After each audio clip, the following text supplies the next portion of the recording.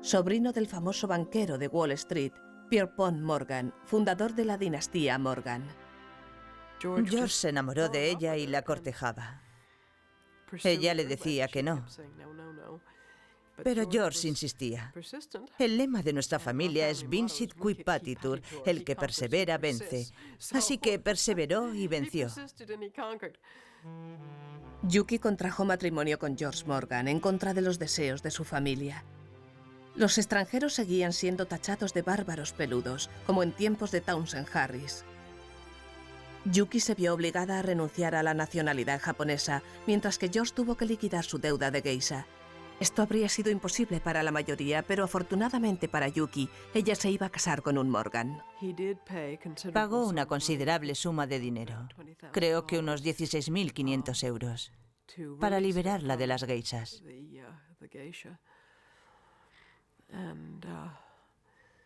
Si eso complació a su familia, no lo sé.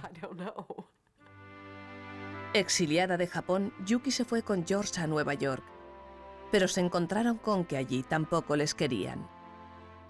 La gente no se casaba con orientales en aquella época. A cualquiera le habría resultado muy difícil comprender por qué había hecho algo semejante, por qué no se había casado con una chica del círculo social en el que él se había educado. Repudiada por Japón y ahora por América, la pareja empezó una nueva vida en el sur de Francia. Después de solo 10 años de matrimonio, George murió de un infarto de miocardio. Una vez más, una geisha y un occidental se topaban con un funesto destino. Una afligida Yuki se quedó sin nacionalidad. No podía regresar a Estados Unidos porque no tenía la nacionalidad estadounidense. Por desgracia, había unos papeles que tenían que haberse firmado y diligenciado en vida de George, pero lamentablemente eso no se hizo.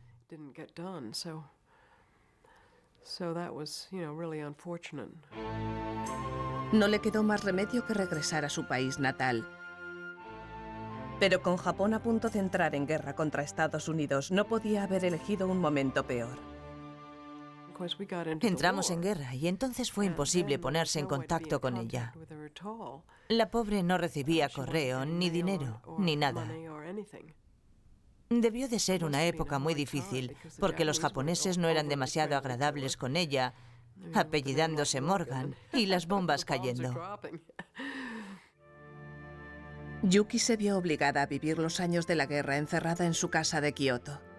Murió sola años después, con más de 80 años. Las otras geishas, que tanto habían trabajado durante el esfuerzo bélico, tuvieron que enfrentarse a la terrible verdad. En agosto de 1945, los Estados Unidos bombardearon Hiroshima y Nagasaki. Japón se rindió.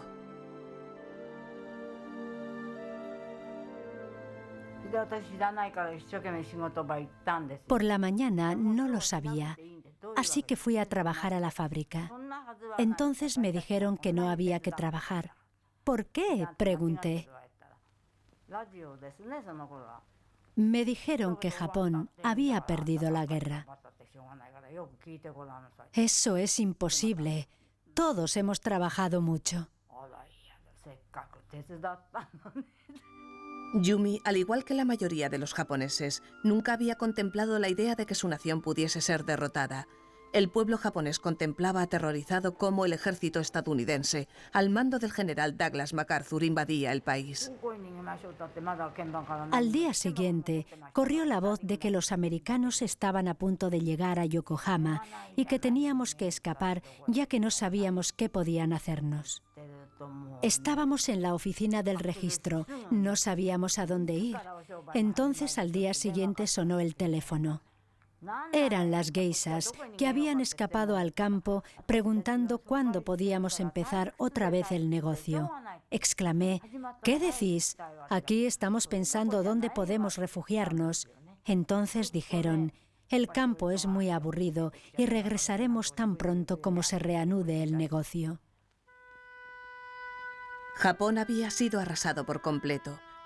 Sus ciudades y su economía estaban devastadas. Los japoneses acaudalados estaban en la ruina. Los japoneses, consternados por la derrota, leen comunicados de su emperador en los que pide obediencia a los americanos. Los ciudadanos tampoco encuentran noticias reconfortantes en la única hoja del periódico y deambulan desconcertados. Entonces las geishas, que habían sido modelos de patriotismo, cambiaron de bando. Los barrios de geishas volvieron a abrir con la aprobación del general MacArthur.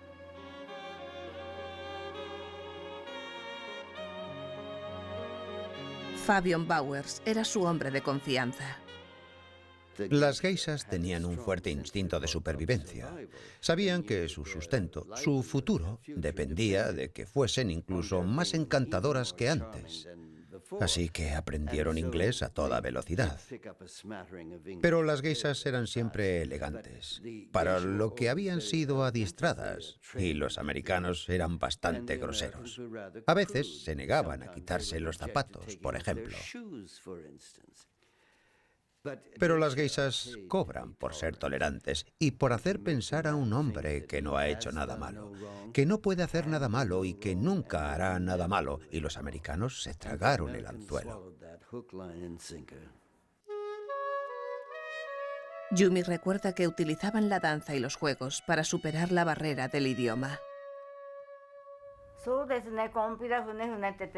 Jugábamos a un juego llamado Compira Fune Fune.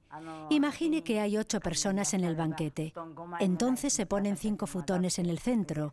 Después, todos cogidos de la mano, cantamos la canción de Compira Fune Fune.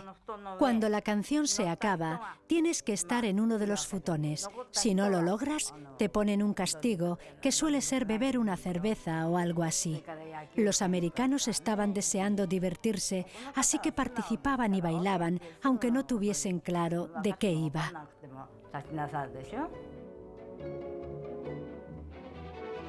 Mientras los oficiales americanos se divertían con las geishas, las tropas buscaban diversión en otra parte. Al principio, las mujeres tenían pánico a los soldados, pero al cabo de tan solo una semana, los soldados jovencitos ya habían encontrado a las chicas pompón, chicas a las que untabas para beneficiártelas.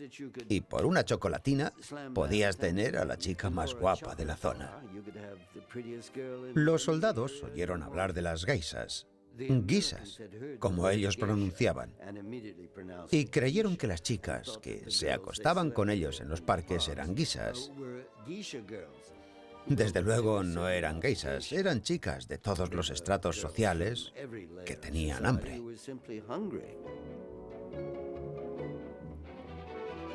Reed Caravan fue soldado de la División 41.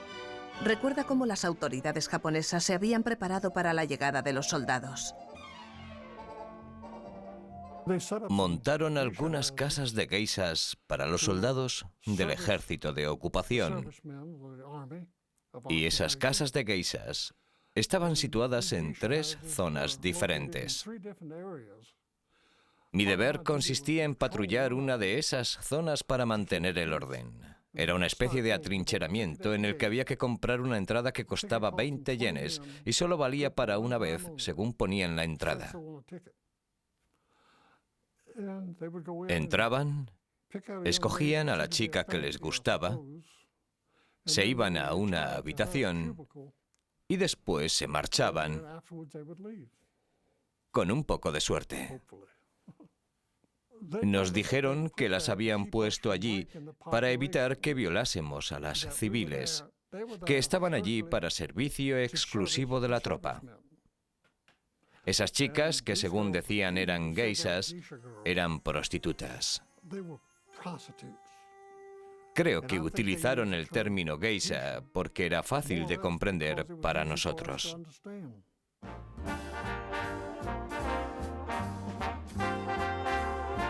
La reputación de las geishas estaba siendo mancillada por una multitud de prostitutas autónomas. A principios de los años 50 había 50.000 prostitutas en Japón, ofreciendo sus servicios a las tropas extranjeras, muchas de ellas haciéndose pasar por geishas.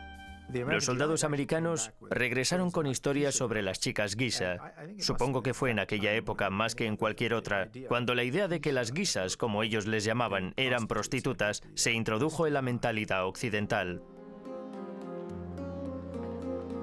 Desde la ocupación estadounidense de Japón, la reputación de las geishas se ha visto empañada por la sombra de la prostitución.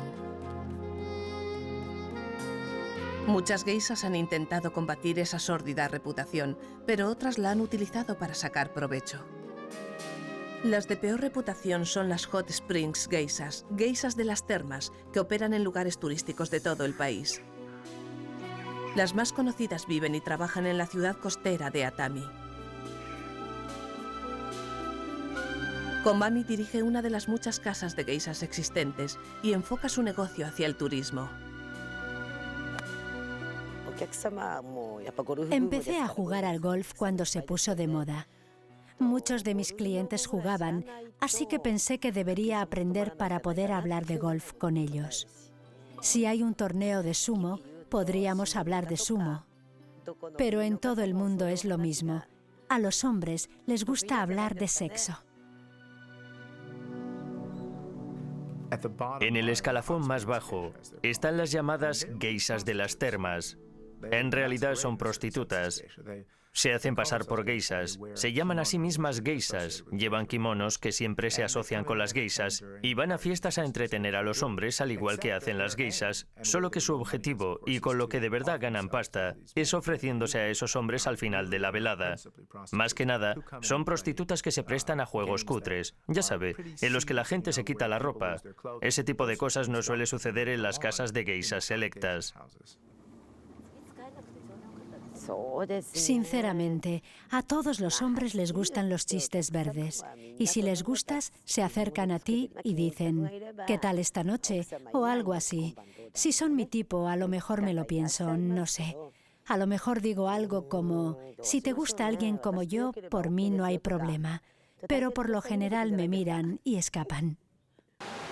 A diferencia de las geishas más caras, que ofrecen entretenimiento exclusivo y privado a ejecutivos, las Hot Springs geishas atienden a cientos de turistas a la vez.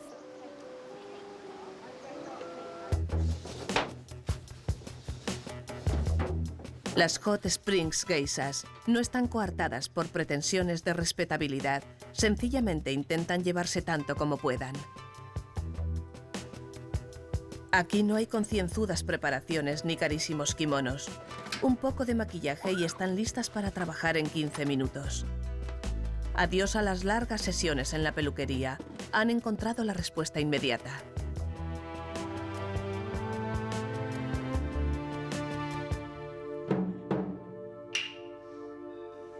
Como en un parque temático, representan un espectáculo para turistas 2 veces a la semana.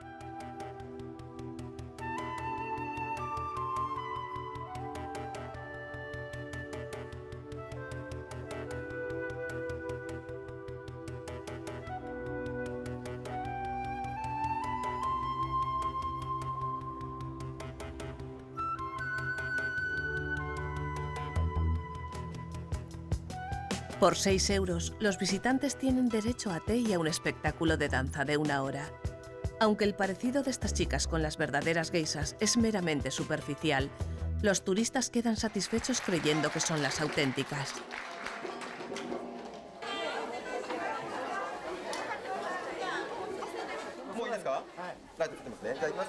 Después del espectáculo, los turistas pueden fotografiarse con sus geishas favoritas. Esta promoción para captar clientela puede parecerle cutre a otras geishas, pero está claro que da resultado. Todos los espectáculos están llenos.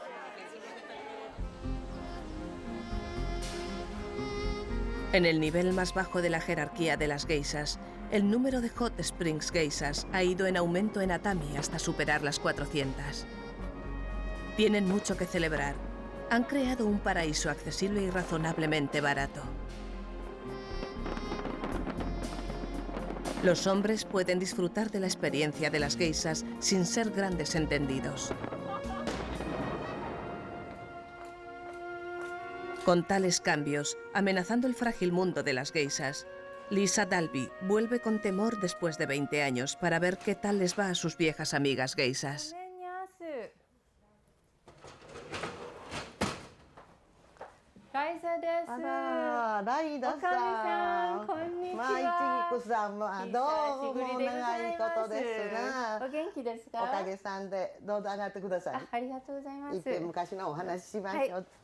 Cuando llegué a Kioto, lo primero que hice fue ir a Ponto-cho. Es como volver a casa. Me sentí como si fuese una de sus maikos que se había marchado al casarse, pero que siempre vuelven a visitarla. Cuando vuelvo allí, me hacen sentirme como en casa, como si perteneciese a ese lugar. Es una relación que no se romperá nunca. Las hermanas geisas son más que buenas amigas. Para las geisas, esto es lo más parecido que tienen a una familia.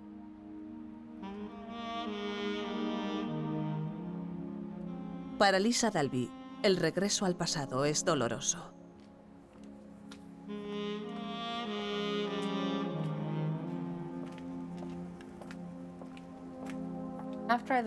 Al irme, cuando llevaba unos 6 u 8 meses en los Estados Unidos, las otras geisas me enviaron un recorte de periódico.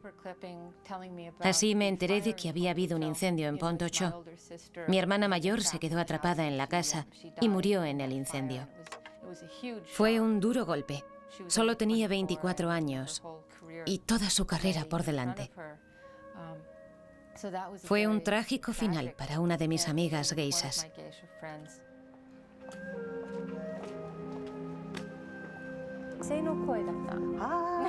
Cuando vuelvo a Kioto y veo a estas personas, puedo imaginarme a mí misma habiéndome quedado y formando parte de ese mundo.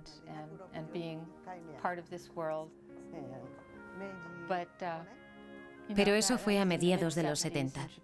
Y Japón pasaba por una racha económica muy buena. Y en épocas así, piensas que no se acabarán nunca.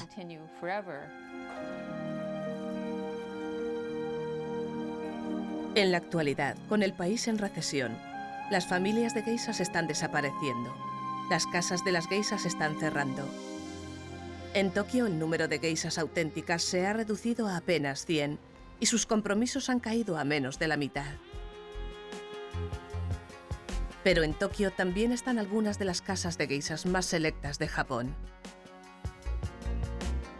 Ofrecen sus servicios a hombres de negocios y políticos. Las más prestigiosas son las geisas de Shimbashi. Se entrenan durante horas todos los días bajo la atenta vigilancia del gran maestro de danza. Kimika y Koiku son geisas con mucha experiencia. El futuro de la profesión depende de la dedicación de mujeres como ellas.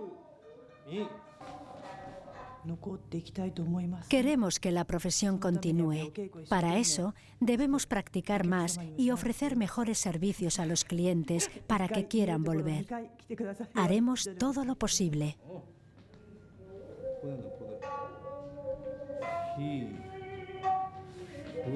Pero a pesar de todos sus esfuerzos, la demanda de geisas está cayendo.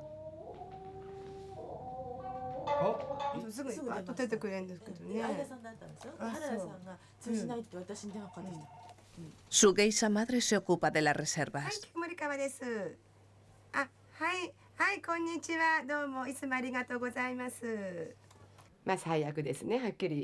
Hablando claro, la profesión está peor que nunca.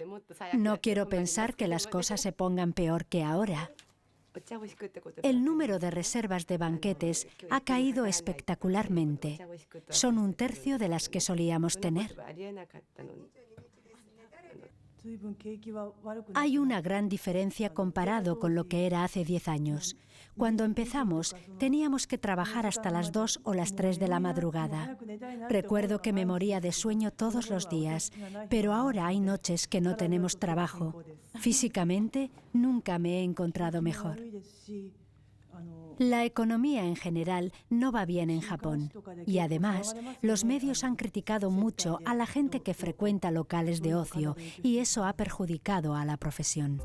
La cobertura informativa ha perjudicado a las geisas y una avalancha de escándalos ha empañado aún más su reputación. El más impactante fue el caso del primer ministro Sosuke I, que tuvo que renunciar a su cargo cuando su amante geisha reveló la aventura que mantenían a la prensa. Hizo declaraciones y le acusó de malos tratos. Y todas mis amigas geishas dijeron, esa mujer no puede ser geisha, porque hacer ese tipo de declaraciones va en contra del código de las geishas. La geisha rompió la secular regla de silencio y el escándalo resultante obligó a dimitir al primer ministro. La opinión general es que fue engañado por una mujerzuela porque no le pagaba bien. ¡Qué tacaño! El incidente parecía indicar que la clase de mujeres que estaba atrayendo el negocio de las geishas no era la más apropiada. Definitivamente no era una geisha. Las geishas tienen prohibido eso. Regla número 1. Debes saber guardar secretos y no puedes hablar de política ni de negocios en los banquetes. Las geishas no necesitan saber de esas cosas. No era una geisha, era una chica de alterne.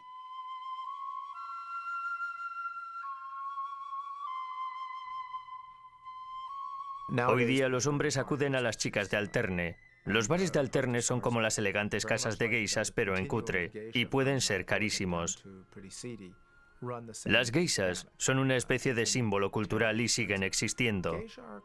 Pero el proporcionar compañía femenina por las noches ya no es algo que hagan exclusivamente las geishas.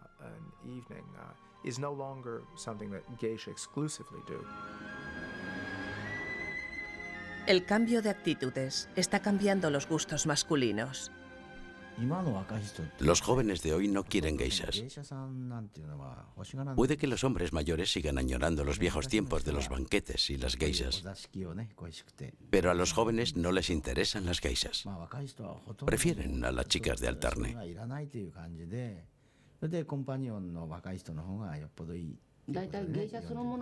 En primer lugar, no saben qué es una geisha.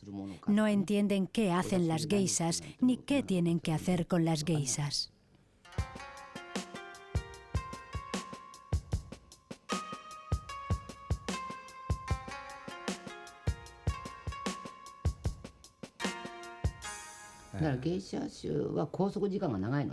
Además, las geishas tenemos menos tiempo libre. Las chicas de alterne pueden tener un trabajo durante el día, después se enfundan sus trajes de noche y empiezan a trabajar. Pero las geishas tenemos que ir a clase, pasarnos alrededor de 1 hora colocándonos la peluca, maquillándonos y vistiéndonos el kimono. Esto significa que dedicamos 3 horas diarias a prepararnos, mientras que las chicas de alterne pueden trabajar media jornada y ganar más dinero. Cuando preparamos un espectáculo es muy duro. Las clases son realmente agotadoras.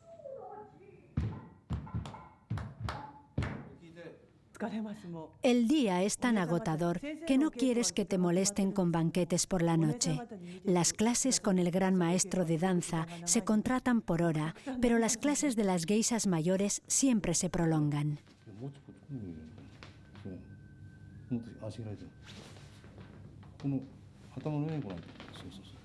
Hoy en día, con un mundo de oportunidades al alcance de las mujeres japonesas, a las casas de geishas les resulta difícil encontrar chicas entregadas al trabajo.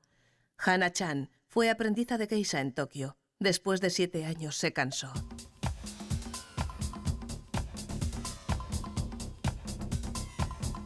Relanzó su carrera en Europa como la primera geisha punk.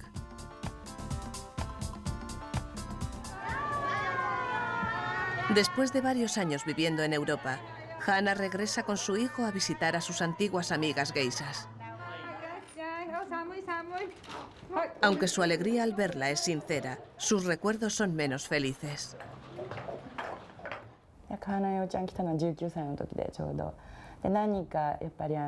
Hana-chan vino aquí con 19 años. La elegimos en una selección que hicimos. En aquel entonces aún era una universitaria.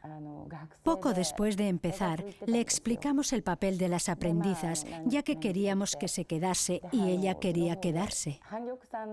Posteriormente, aprendió a bailar e hizo su debut como aprendiza, pero para nosotras eso supuso el comienzo de todos los problemas. A pesar del cambio de vida radical, Hana-chan aún siente una gran afinidad con su familia de geishas. Ayer estuve con mi hermana geisha y fue genial. Reencontrarme con mi familia otra vez fue maravilloso. Mis hermanas y yo estamos muy unidas. Es como si hubiésemos estado juntas toda la vida. Pero para sus antiguas amigas geishas, el comportamiento de Hana-chan fue escandaloso. Aún les causa vergüenza. Lo que más rabia les da es que Hana era mucho más popular entre los clientes de lo que ellas habían sido nunca. Solíamos llamarla cadete espacial. Bromeábamos con que había nacido en la NASA. Hanayo hacía unos comentarios escandalosos, pero a lo mejor eso era lo que les gustaba a los clientes. La chica no tiene sentido común, pero los clientes la encontraban graciosa. Vienen a relajarse, no a hablar de cosas serias. Por eso era tan popular. Esta ciudad no tiene futuro.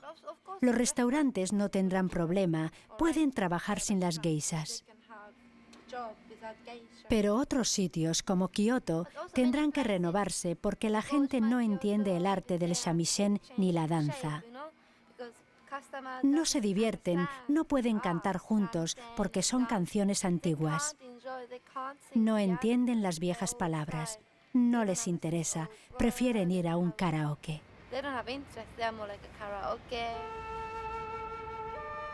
Al adaptarse, Hana-chan ha sido la primera geisha en sacar rendimiento a la cultura popular. Pero a lo largo de la historia japonesa, la mayoría de las geishas han confiado en la fuerza de la tradición.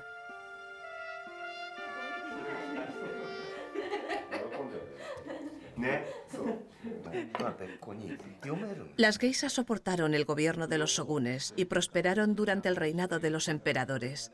Sobrevivieron al cambio de modas, a las influencias occidentales e incluso a la devastación de una guerra mundial. En un país que ha dado el salto al siglo XXI, las geishas son uno de los últimos vínculos con el pasado. En ciertos aspectos, me parece un milagro que sigan existiendo las casas de geishas en la actualidad. Porque sí, hay hombres a los que les gusta ir, pero les gusta por el recuerdo de lo que fueron. Creo que es una forma anticuada de pasar una noche cuando hay tantas alternativas. Desesperadas por sobrevivir, incluso las exclusivas geishas de Tokio han tenido que abrir bares para satisfacer los gustos modernos. Los clientes pueden entrar a tomar una copa con las geishas, una opción mucho más barata que un banquete completo.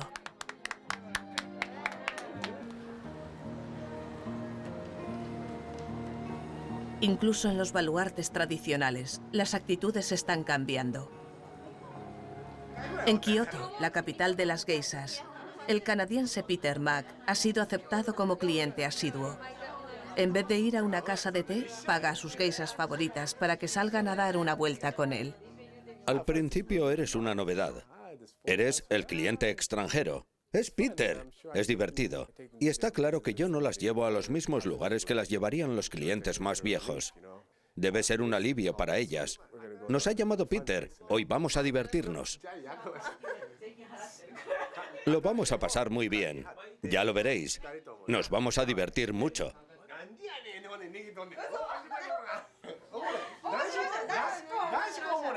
Ser extranjero y ser uno de los clientes más jóvenes y uno de los pocos clientes extranjeros que tienen en